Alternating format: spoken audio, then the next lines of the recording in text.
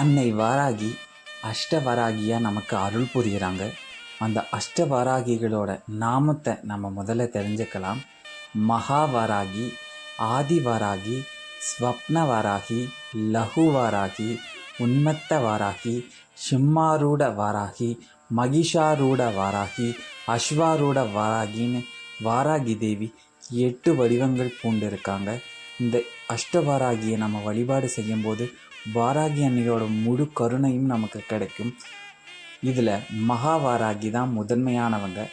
ஆதிவராகி ஆதி காலத்திலேருந்து இருக்க வாராகி. ஸ்வப்ன வாராகி கனவுல நமக்கு நல்ல விஷயங்களை சொல்கிறவங்க.